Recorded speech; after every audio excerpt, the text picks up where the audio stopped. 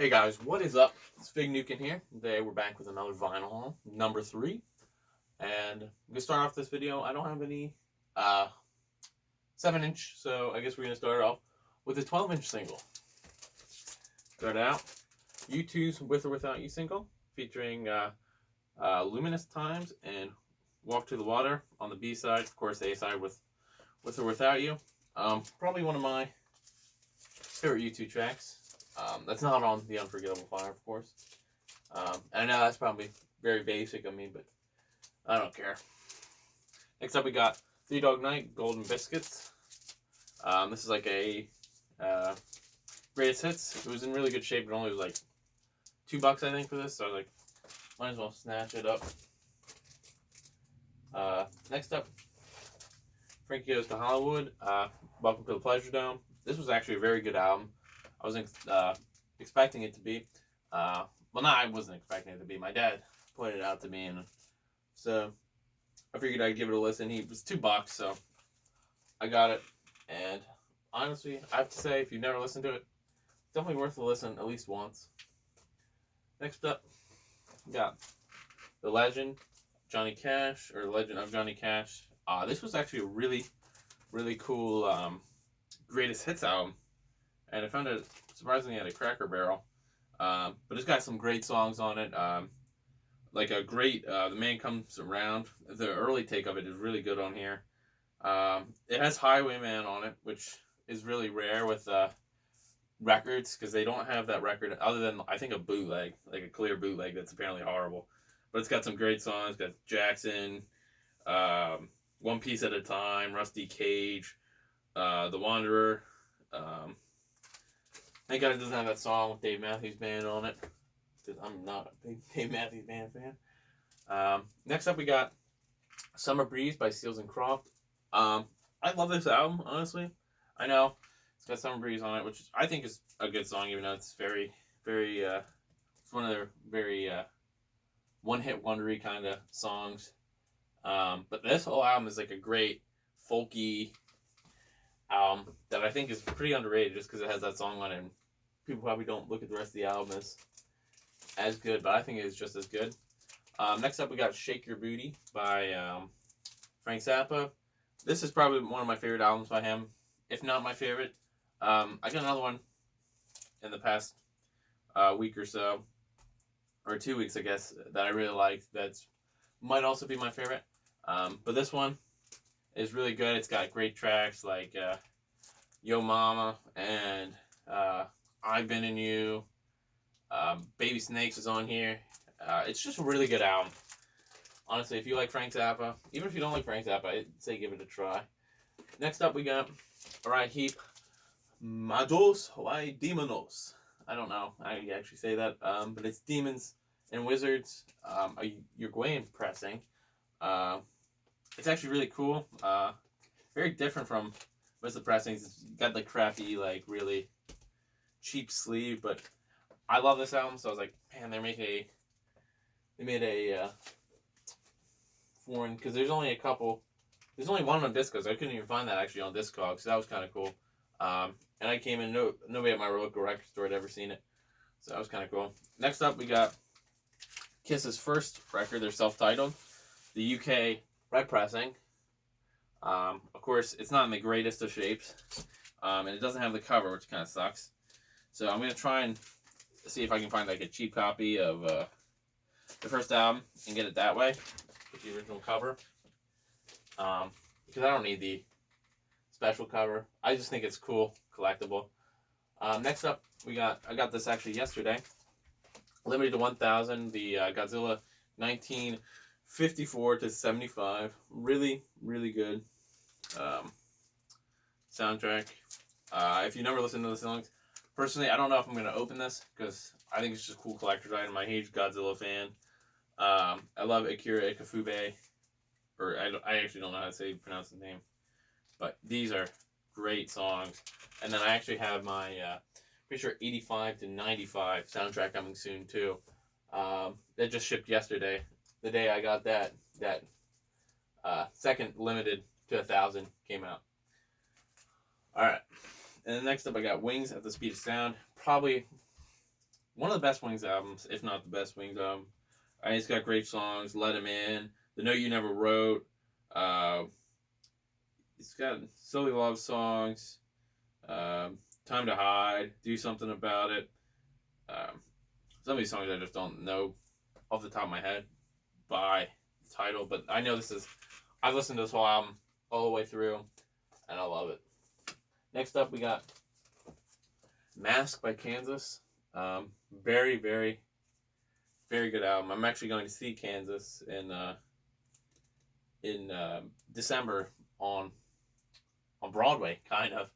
They're doing their Point and Overturn and Left Overture the full way through with albums, and then they're also doing other hits by them. So hopefully they do some songs off this album, because this is a great album.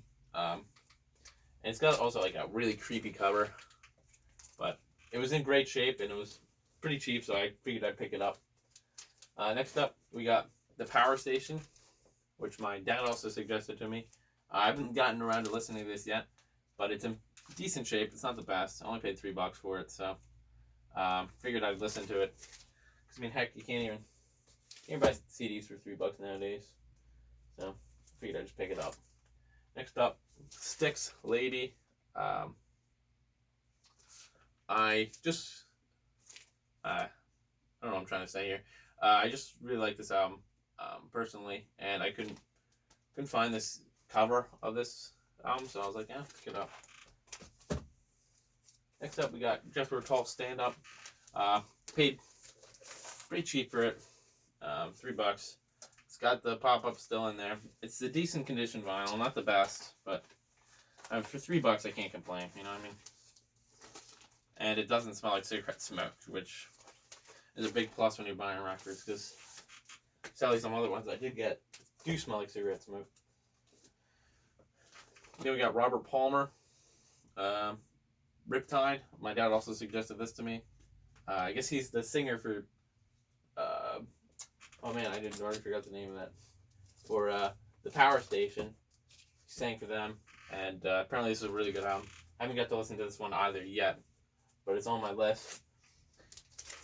Crystal Ball by Styx. Haven't been able to find it. Sadly, it's got a little tear at the seam there, or the glue got loose, so that kind of sucked. But it's a really good album, and it's been hard for me to find, so I've decided to pick it up. It was only $3. Next up, we got you can't really see it, but it's Pieces of 8 picture disc. Quality of it kind of sucks, but I figured I kind of want to frame it because I'm a big Styx fan, and that's a decent album, but it was also like a limited press. Next up, I got Songs from the Big Chair by Tears for Fears. I got some great songs. Shout, Everybody Wants to Rule the World, Mother's Talk, The Working Hour, Head Over Heels. All those songs, I love them. This is like it's basically like if you were to take their greatest hits and just put it all in one album. Except you're missing The Hurting is a really good album. And, well, actually, okay, they have a lot of good songs other than this. But this is like a great album. Next up, we got Tommy, the movie soundtrack, which I didn't want to buy it. I didn't want to buy it. I wanted to buy it because I needed it for my Tommy collection. That's why I bought it cheap. It was only $3. So I was like, okay, I'll buy it. But I really do not like this that much, and I hate Elton John's version of Pinball Wizards, honestly.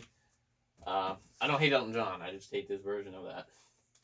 Next up, we got Let It Be Naked, which I only spent $30 on it. I was surprised when I got home because I was kind of embarrassed to say I spent $30 on this.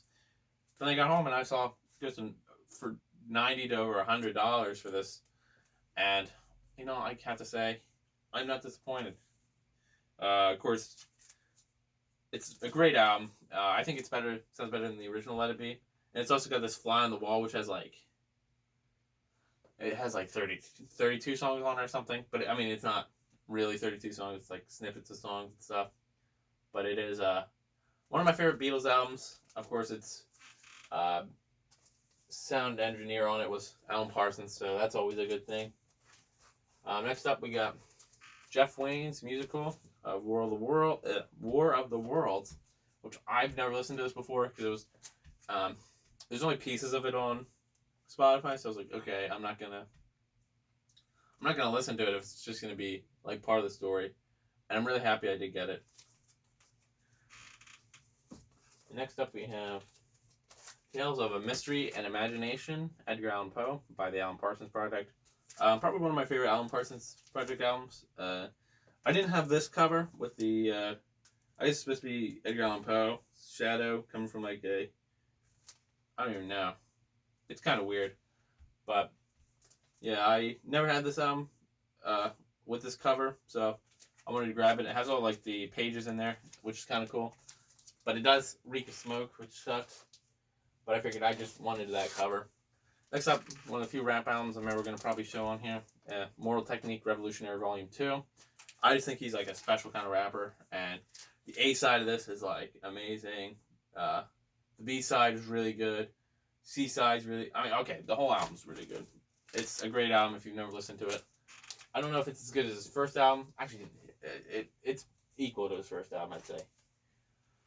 Next up, Just So We're Tall, Thick as a Brick. Got it for $3. It's like brand new. Nothing wrong with it. It doesn't crackle. It doesn't do anything. Sounds great. And for $3, I was like, heck, I gotta buy it. Because you can never buy Thick as a Brick for that cheap. Next up, Duran Duran Rio. I actually got this for free, which was kind of cool. But it's got some classic songs like Rio, Hungry Like the Wolf. And they got some really good songs like Lonely Nightmare, Last Chance on the Stairway. Very, very good album. Definitely underrated, I'd say. The other songs, I should say, not Rio and Hungry Like the Wolf, but the other songs on there are definitely pretty underrated compared to the rest. But I got it, actually, this album I got for free with the Kiss album, so that was kind of cool. Next up, got Leftover Tour by Kansas. And I didn't have this album because I couldn't find a good enough copy for it. So I finally got it, and I'm happy I do because I love this album. It's good all the way through. Same as the Mask album. And Kansas is just great overall. Next up, we got Nectar. 14 down to Earth, yeah. And this is kind of a weird album for them because it's very like circusy and different than most of their other albums that I've listened to. I haven't listened to all their albums, of course, but I really like what they do put on the table. And I don't think it's as good as like Remember the Future or Journey to the Center of the Eye or Tab in the Ocean, but it's definitely very good. Next up, got Anthology 3 by the Beatles. I really like this because it's got like all acoustic, and it does have one problem. These stupid Beatles 3 LPs have the worst location for the second LP, and in this case, the third LP in this one too sucks because it's like I would show you, but it's going to take a pain to get out. But just know, Beatles LPs kind of suck when they're 3 LPs. Next up, we got Joe Walsh. But seriously, folks, I love Joe Walsh. Probably my favorite Eagle. This is a great album. Of course, it's got the hit Life's Been Good. But other than that, I mean, it's got some great songs. You got Indian Summer, At the Station, Tomorrow. Every song's pretty good on here. Next up, Vision Quest. Never seen this movie. My dad suggested the soundtrack. And when I saw the soundtrack, it looked really, really good. It's got Journey, Madonna, Don Henley, Dio, Red Rider, Sammy Hagar, Foreigner. I'm not a big Madonna fan, honestly, but these Madonna songs actually weren't that bad. And this B-side is insanely good. So if you ever get a chance to listen to it, highly recommend. Next up, Uriah Heep, Look at Yourself. Very good album. I'd say it's lower than probably all the other albums I own by them, which is Magician's Birthday, Wizards and Demons, and Fallen Angel. But it's still really, really good. Next up, Mahogany Rush, which is a band I've just been getting into now recently. And this is their album, Childhood Novelty. And I was really happy with this. It reminds me a lot of a Jimi Hendrix album.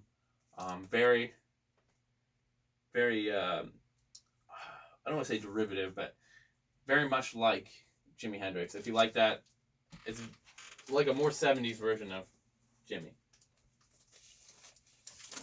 Next up, Duran Duran Arena. This is kind of in crappy shape, which kind of sucks, but I got it for free as well with the other Duran Duran album. And I haven't got to listen to it yet, so I'll have to do that soon. But of course, I mean, it's got really good songs. And then last but not least, I got Thingfish by Frank Zappa. This is the Zappa album I was talking about. This is such a great album if you like Broadway shows, stories. This is really good, really wacky and zany. But if you like the story aspect and you are used to Frank Zappa's humor and satire, this is very, very good.